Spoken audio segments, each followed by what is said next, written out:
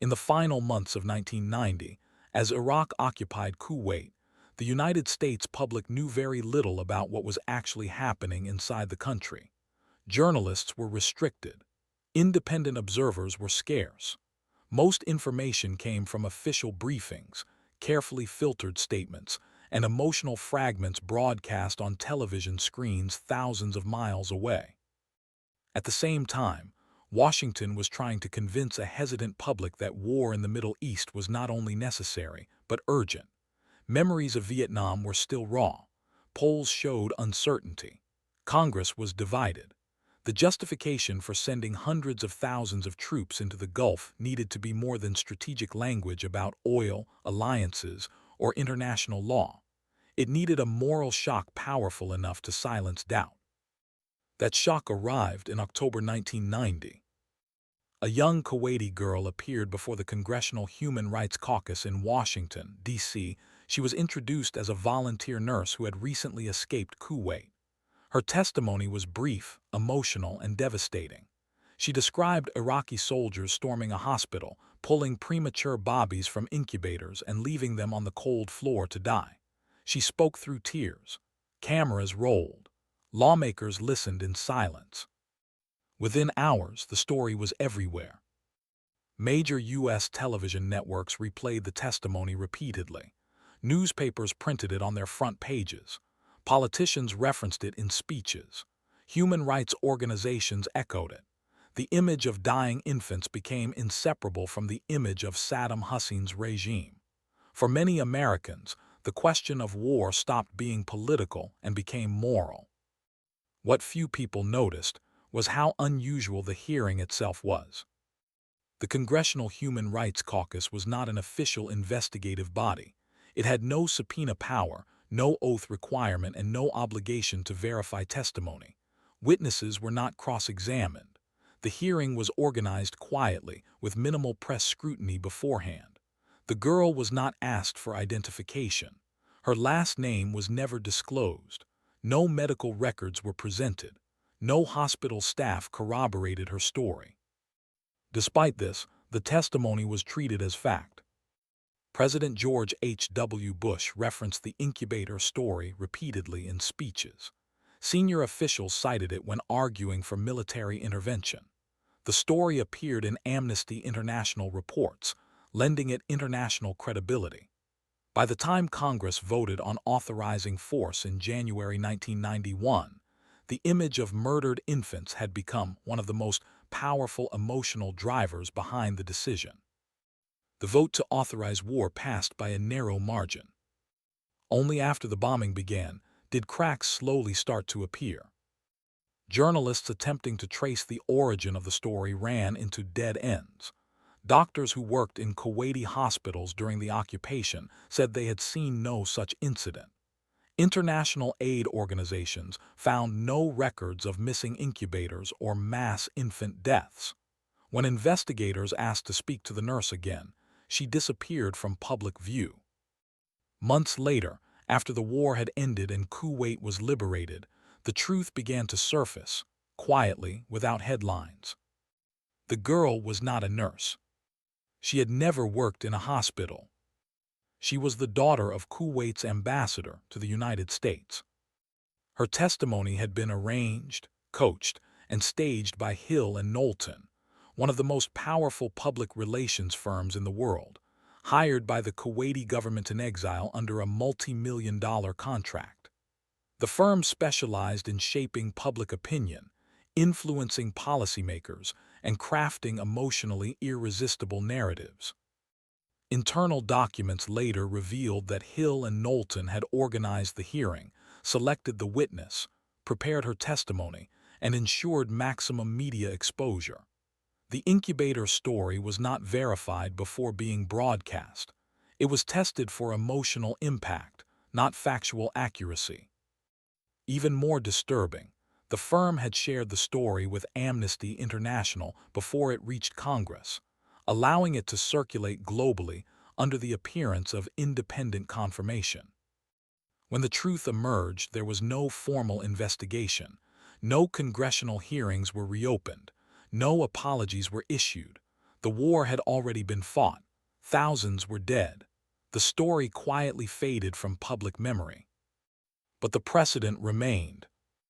A single unverified testimony, delivered by a coached witness, had helped push the United States into a full-scale war. And almost no one was held accountable.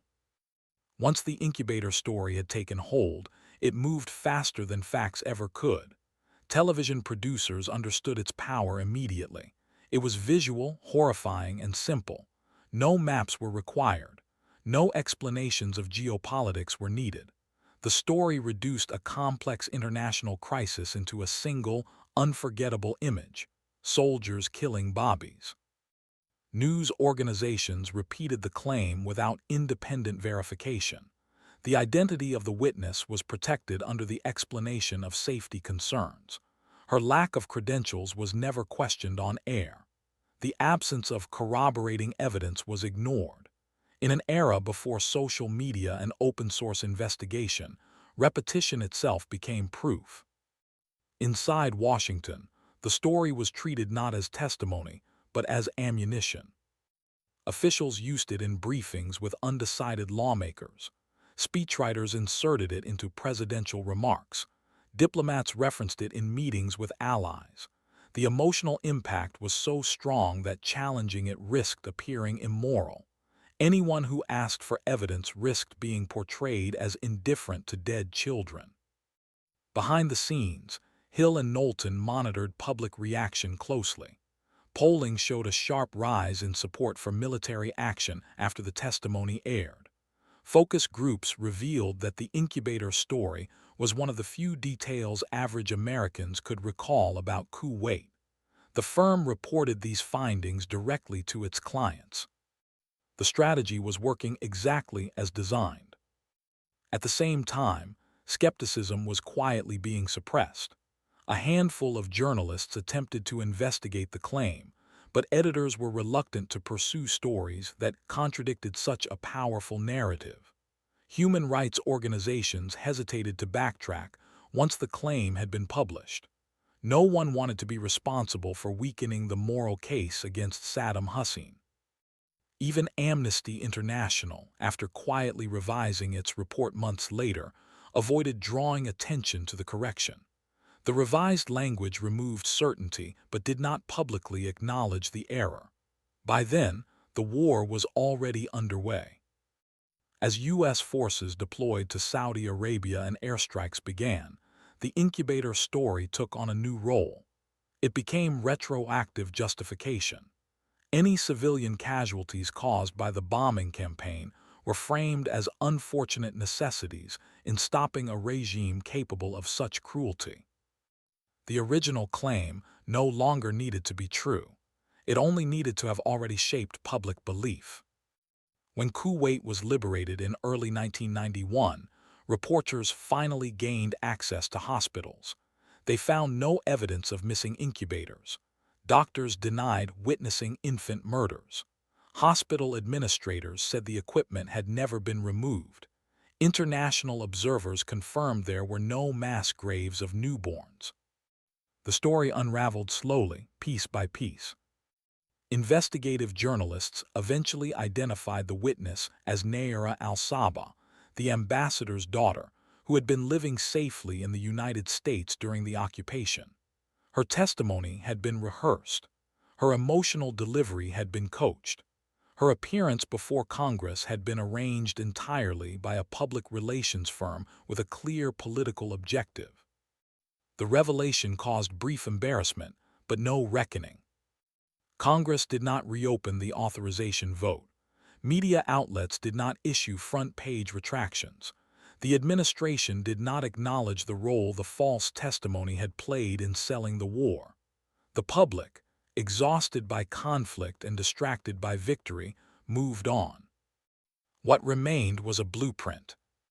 The incubator lie demonstrated that emotional testimony could bypass verification, override skepticism, and manufacture consent faster than any official policy paper. It showed that modern wars no longer needed clear evidence. They needed stories that felt true.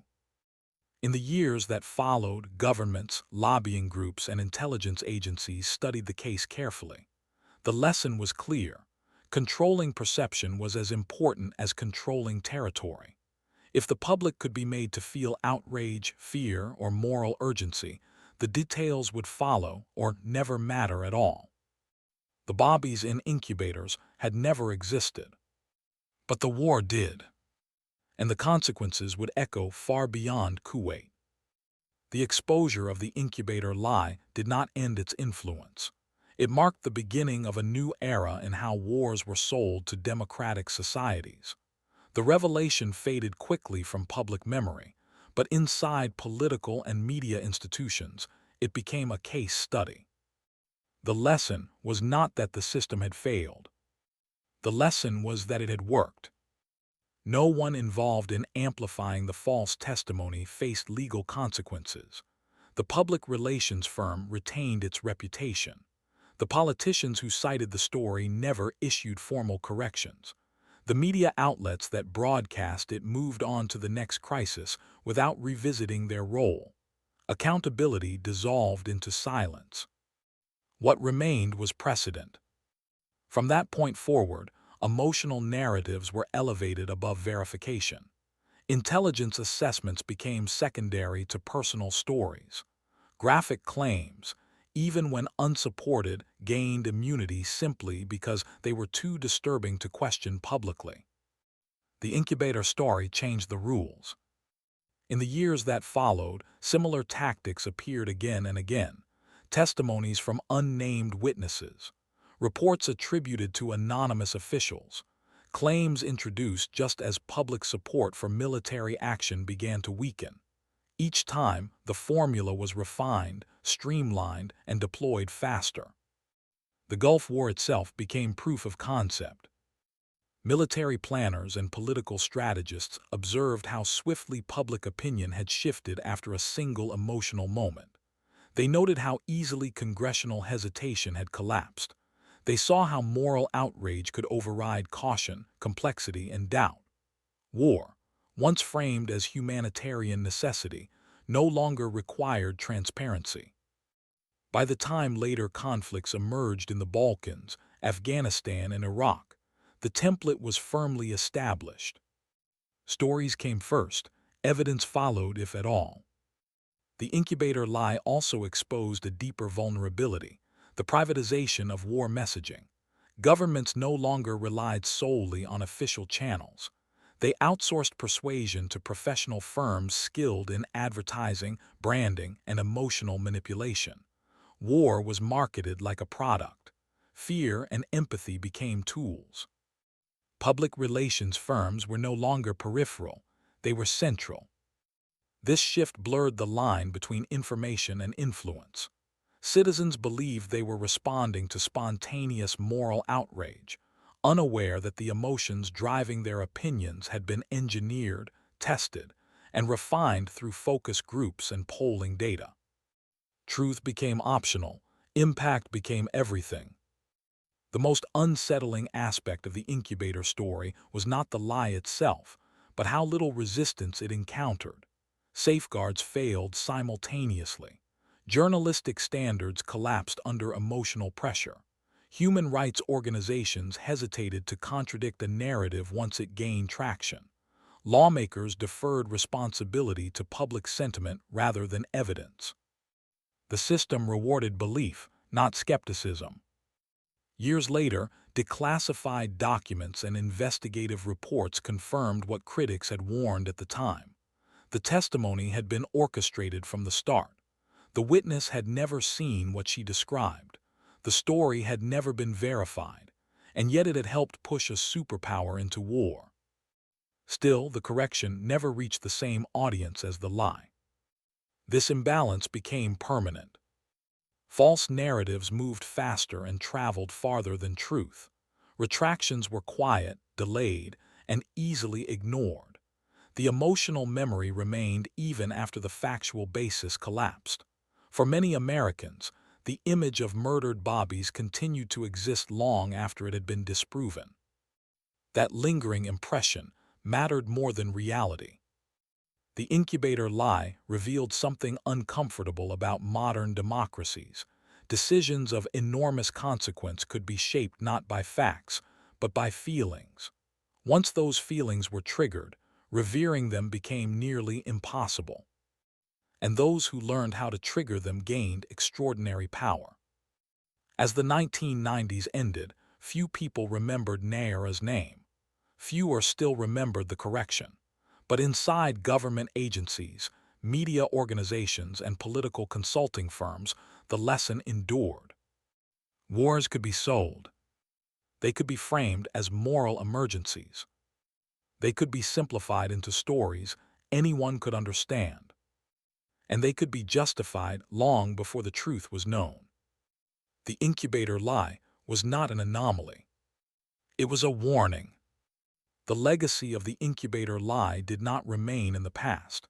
It became embedded in the machinery of modern conflict, quietly shaping how nations justify violence in the decades that followed. The story itself faded, but the method endured.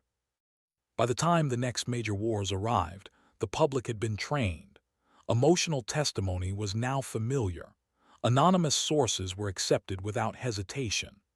Claims of humanitarian catastrophe were treated as self-evident truths, even when evidence remained classified or non-existent.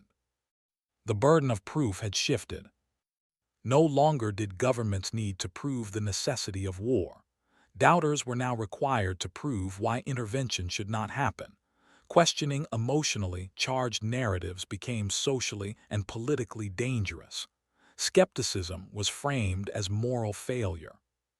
The incubator story had shown that once a narrative reached a certain emotional threshold, facts became irrelevant. Years later, media scholars and investigative journalists revisited the case, not as a historical curiosity, but as a turning point. They identified it as one of the earliest modern examples of manufactured consent achieved through privatized influence. Not propaganda in the traditional sense, but something more refined, emotionally optimized persuasion disguised as testimony. The witness had not been a journalist, a doctor, or an investigator. She had been a symbol. Her credibility came not from evidence, but from vulnerability. Her story bypassed logic and went straight to instinct. That was the innovation. The incubator lie also exposed the fragility of democratic oversight. Congress had voted under emotional pressure. Media institutions had amplified an unverified claim. Human rights organizations had repeated it. Each layer assumed the others had done the verification. None of them had. This collective failure revealed a system built on trust rather than accountability. Once that trust was exploited, it could be exploited again and again. The most enduring consequence was not the Gulf War itself, but what came after.